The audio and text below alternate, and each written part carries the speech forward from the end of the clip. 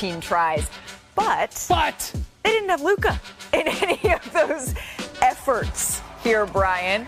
So to Denver we go. Early in the first quarter, Doncic gets the rebound, and then the outlet pass to LeBron for the slam. It's such a fun connection to watch. And then here, Doncic pulls up and hits the three. He got it going early. A 16-point first quarter for Doncic Shams after only averaging 14 points a game as a Laker entering the night. That's what we want to see. Luka Doncic being aggressive. When Luka's smiling, you're in trouble. It was the Lakers' defense on Nikola Jokic. Legs, what did you see here? Look, they just had a dedicated game plan where they were going to surround him with bodies. They were going to front him in the post. Anytime you put the ball on the floor, you can see they're either going to come from the baseline on a blitz or they're coming from the high side. The number of people involved on a given possession dedicated to preventing him from catching the ball in position was really unlike anything I've seen on any other post player this season, and the Lakers were able to execute it. And then here you see what it leads to. You get out in the open floor and you're able to run and convert. Yeah, no one's containing LeBron from catching it there. Luka Doncic hits the step-back three, and so to the third quarter we go. Luka is fired up here. The Lakers out in transition. Austin Reeves a little behind the back pass to LeBron. They were feeling themselves. Yes, they are 15. They were.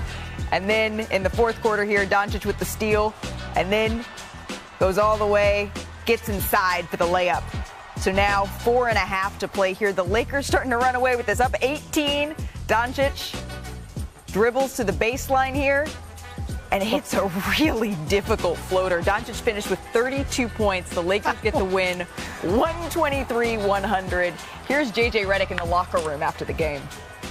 This morning we talked about going to war. Be willing to die on the court. All right, I was so amped today. I should have been able to take a nap. I couldn't sleep last night. I was up till 5 a.m. I couldn't even nap today. Pre-game, I'm laying on the floor doing my breathing exercise. I'm envisioning what our team is going to play like. And you guys went even higher. You went even higher. And frankly, our conviction and our belief in the game plan, the bench was great. Everybody contributed. Luka, it's good to have you back. Yes, sir. It's good to have you back. First team all defense. First team all defense. Rui, Vando, Doe, Bron, all you guys that were primarily, you were on 3 possessions, whatever. Everybody that was on Jokic was awesome tonight. That was great. Last thing, talk all season long about our belief and our conviction, okay? Hope that was fun. If we play that hard for the rest of the regular season, we're going to be just fine. That should build your belief. It built my belief in what we can accomplish, all right? It was awesome. Let's go. That was awesome. I love that look inside the locker room because you can see, JJ, he's a self-proclaimed basketball sicko saying that he can't take a nap. He's envisioning this. But, Tim, it worked, and it has worked for the Lakers since January 15th. They've been the best team in the NBA. Why is that? Well, I think, look, number one, he has ideas, right? He always has. He had them for years before he took any job, but now he's able to implement them, and he's got certain ways to see the game. But here's the thing that I think has surprised us about this team.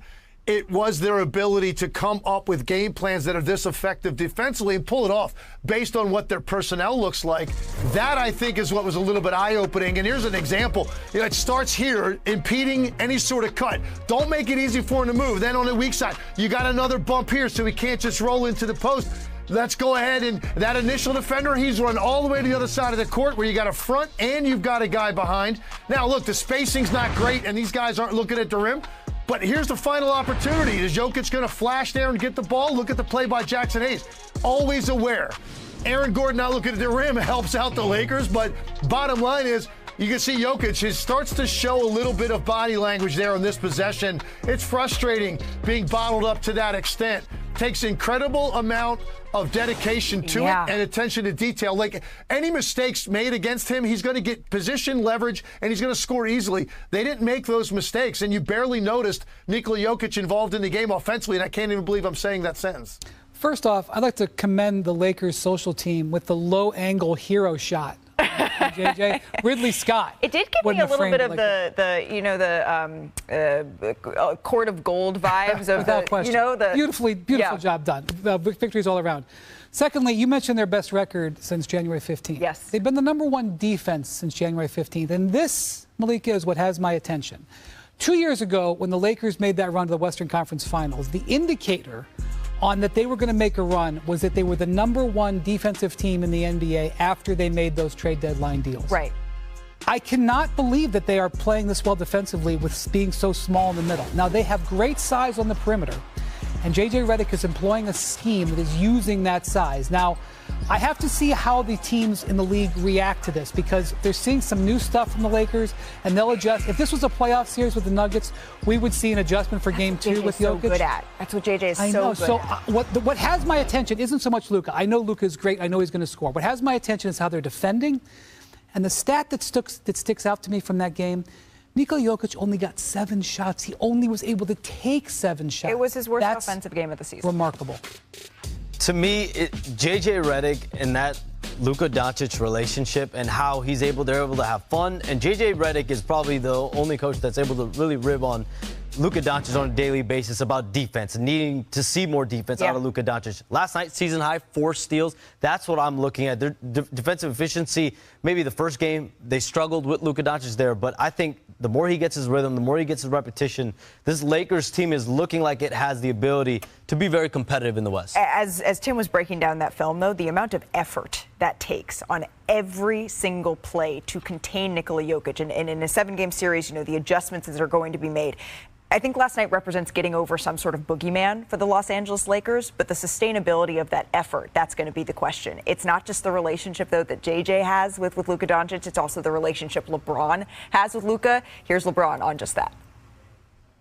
I'm a natural-born wide receiver, and he's a natural-born quarterback, so it fits perfectly. I've been running the floor and running lanes pretty much my whole life, and he's been throwing great passes pretty much his whole life. So it's not hard to get a rhythm when it comes to that. It's just all about eye contact and him being a great quarterback like he is, and me being the recipient of it. So. Okay, so let's dive into that a little bit more, shall we? The Lakers, they specifically put the ball in Luka's hands on Saturday. According to Second Spectrum, Doncic has an average touch length of 5.6 seconds. That's up from 3.4 seconds in his first 3 games with the Lakers. That's also his second highest average touch length in a game this season. And for anyone at home who's sort of glazing over these numbers just a little bit and saying, okay, what does all of that mean, Brian? How much does LeBron view running the offense through Luka as a benefit here? It's not just a benefit, it's a necessity. Okay. Luka is not built to play off the ball. LeBron can play off the ball. Austin Reeves can play off the ball. It's not ideal. Austin Reeves is better on the ball, so they're going to have segments of the game where he gets to run things. But for them to maximize their team, the ball's got to be in Luka's hands. This is the 25-year-old who's one of the most elite scorers in the history of the league. He got to that level by having the ball in his hands. I figured that they were going to get to this point no matter what. I just didn't think it would come this fast. They have delivered the message now. And look, you want to get into LeBron's heart, help him get easy baskets. He's spent the last 6 years of the Lakers largely having to create his own shots. Luka will get LeBron easy baskets. That means LeBron will let Luka cook with the ball. So you say it's a necessity, but it's also a necessity, right, Legs? Help me make sense of this, because you can't really